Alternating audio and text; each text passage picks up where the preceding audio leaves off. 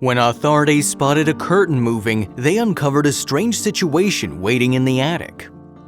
As local police enter the bedroom of a home in Denver, Colorado, they're greeted by a gruesome sight. Yes, the body of a man named Philip Peters has been left on the ground, but while the officers try to piece together what happened on that fateful night, a number of creepy incidents begin to occur around the property too. It was a truly bizarre case with an outcome no one could have predicted. The term stranger than fiction immediately comes to mind. So who was Philip Peters? What kind of person was he? Well, the answers to those questions make his death all the more tragic. Also, if you have not done so already, please subscribe to our channel and click that notification bell to get inspired by these real-life stories every day. Now, back to the story. As per Daily News, Philip was regarded as a warm-hearted man admired by those who knew him best. He lived in Denver's West Moncrief Place neighborhood alongside his partner Helen Peters, with their kids leaving the nest as they got older, so it was just the two of them in that house. As for Philip's career, he held a stable job for around 4 decades prior to his decision to retire. The dad plied his trade at Denver and Rio Grande Western Railroad, finally calling it a day in 1930. That's quite a run, right? From there, he looked to enjoy his newfound free time with Helen. Outside of work though, what did Philip and his spouse get up to? Well, the retiree absolutely loved music and was a particular fan of the mandolin. So for a long time he was part of a musical group that played instrument at local clubs. He even taught the occasional class alongside Helen. If we keep all that in mind, it's fair to say that Philip appeared to have a pretty peaceful and normal life, wouldn't you agree? But unfortunately, that sense of normality was shattered going into the fall of 1941. Everything that followed ranged from the bizarre to the downright nightmarish. We hope you're ready. In the weeks leading up to the tragic event, Philip was all by himself at the house. You see, Helen had broken her hip during that period and so had to stay at a nearby medical facility to recover. That must have been tough for him, right? After all, he was 73 at the time. Philip's friends in the neighborhood certainly recognized that, so they did all they could to help him. Yes, the locals often asked the retiree to come over for a bite to eat at night, filling him up with warm, tasty dishes. Some of them even prepared a little extra to carry him over into the following day too. Neighbors don't get much more thoughtful than that.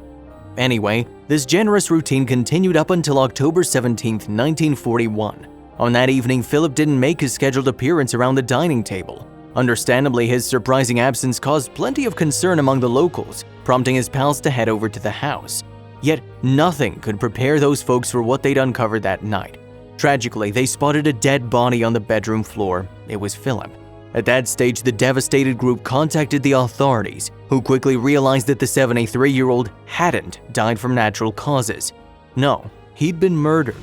Shockingly, Philip had been beaten to death with 3 different objects, all of which were still in the room when the police arrived. The Daily News reported that there was a stove shaker, a gun, and Philip's splintered walking cane. It said that he received no fewer than 30 blows from those objects. Yikes. So what would have prompted this horrific act of violence? Might it have been a burglary gone wrong? Well, here's where things start to get really odd. The police noticed that Philip and Helen's home hadn't been raided of its valuables or cash, an observation that seemed to rule out that possibility. As the authorities continued to look around though, they picked up on something. You see, each door in the home had been bolted shut from the inside.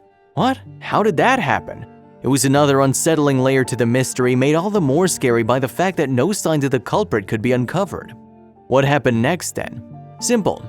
Given Helen's condition at the hospital, she couldn't go back to her home straight away. Whether she even wanted to is another matter. So the West Moncrief Place property remained uninhabited for the next 4 months, with the widow eventually making a return in February 1942. We can only imagine how eerie that must have been for Helen, and her life didn't get much easier either. Philip's wife went on to hurt her hip again, which resulted in another lengthy stay at a nearby medical facility. She came back in the spring, and that's when things took a very creepy turn.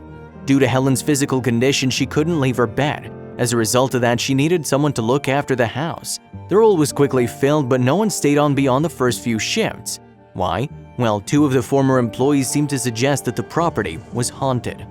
One of the ladies who left was utterly convinced that a ghost was roaming the halls of Helen's home. To add to that, a different person said they saw a skeletal hand in a doorway, which prompted them to quit on the spot. Sounds terrifying, right? And if you consider the mysterious details surrounding Philip's murder, such as the locked doors, it does get you thinking, could those ex-workers actually have a case? Anyway, with people being increasingly unwilling to venture inside the house as the rumors grew, Helen had to abandon the place in the end. Her son and his family invited her to stay at their property in Grand Junction, Colorado. After that, the building remained unoccupied for some time. Mind you, the talk about a potential haunting refused to disappear. As per the Daily News, people noted that spooky noises were coming from inside the property, while dark shapes and random bursts of light were also sighted. What on earth was going on? Before long, locals gave a name to the ghoul that they believed was now living in Philip and Helen's abandoned house, the Moncrief Ghost. Where are the Ghostbusters when you need them? As for the authorities, they also didn't forget about the haunted home in the months following the gruesome murder. The police had been hard at work trying to figure out who'd want to kill Philip, but they struggled to obtain any worthwhile leads, so the case remained unsolved going into the summer of 1942. They'd still head to the house whenever neighbors claimed to hear or see the Moncrief Ghost, though. Each time the authorities arrived at the property, though, the officers failed to spot any sign of a malevolent spirit. Yet that didn't mean the neighbors weren't believed. Instead, a pair of cops were posted by the property, allowing them to look out for anything beyond the ordinary. Would they catch the ghoul in the act? On that note, let's fast forward to a warm evening in July 1942. Bill Jackson and Roy Bloxham were the cops on duty, and they had no idea what awaited them. Their night of terror began when they saw one of the curtains in the property moving, which prompted them to reach for their firearms. At that stage, Jackson and Bloxham smashed their way through the property's entrance, but then they struggled to work out what moved the curtain. All wasn't lost though. The pair noticed some sounds coming from the second floor. Trust us, we aren't describing a scene from a horror movie here. Bloxham and Jackson made their way up there with a sound directing them towards a cupboard. Taking a deep breath, the pair pulled it open and couldn't believe what they saw. Yes, a bony leg was rising up into the ruptured ceiling. That former housekeeper hadn't just been imagining things then. Regardless of how disturbed or scared the pair might have been, Jackson and Bloxham quickly lunged at the limb. One of them was able to get hold of it before firmly yanking it back down into the cupboard. The leg belonged to a man as opposed to a spooky specter, and the man then lost consciousness. Once the stranger woke up, he went to share his identity with the cops. His name was Theodore Edward Coneys. Mind you, it didn't take long until he was given a far more sinister title in the medium. That nickname? The Denver Spider-Man Slayer. Coneys was no comic book villain though, he was very real.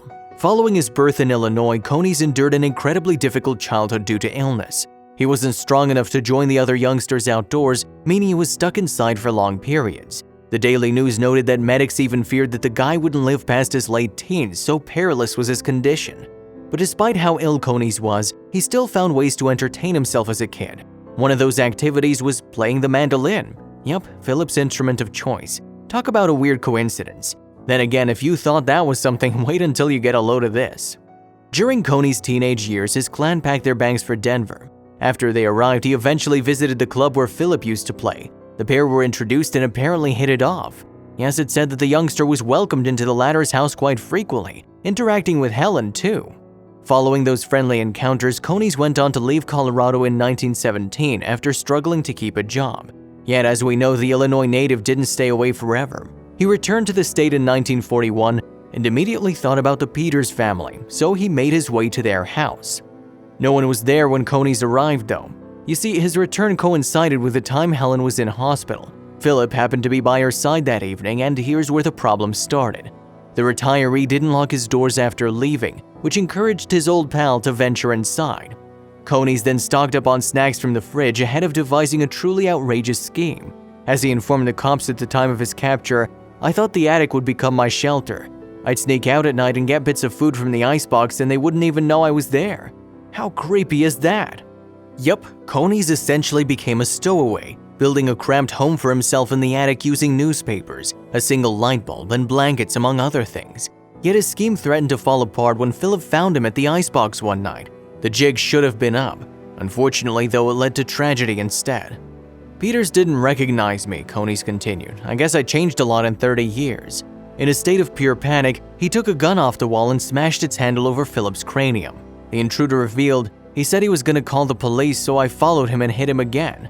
If that wasn't enough, Coneys then picked up the stove shaker. Chillingly, he added, "I just kept hitting Philip until he didn't move anymore." After that horrific act of violence, the stowaway returned for the food and went back to the loft. And ultimately, that's where he remained until Jackson and Bloxham found him. Now, we know what you're thinking. How did Coneys survive for so long up there? Well, he very nearly didn't. You see, the cold conditions in the attic came close to killing him. As for food and water, he got the latter by grabbing snow off the roof and also located some edible goods in the cellar. In the end, Konies tipped the scales at roughly 75 pounds when the police thwarted his attempted escape to the attic in July 1942. The medic who looked him over admitted, "This is the worst case of malnutrition I've ever seen," and the smell of Konies' living space was so bad that it made one of the boys in blue sick. After all, you've got to remember that Konies didn't have proper access to a toilet or bath throughout his day. Yuck! The cop who found that out the hard way, named Fred Zarno, noted, "A man would have to be a spider to stand it long up there." Yes, that's how Philip's killer got his nickname in the media. So what happened after Konies came clean?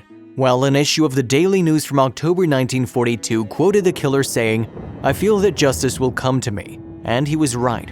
The stowaway was hit with murder charges, resulting in a sentence that would leave him in jail for the rest of his life. He eventually died as an 85-year-old in 1967, but his nightmarish story lives on. If you liked the video, please give it a thumbs up and consider sharing it with someone who may find it interesting. Thanks for watching, and I'll see you in the next video.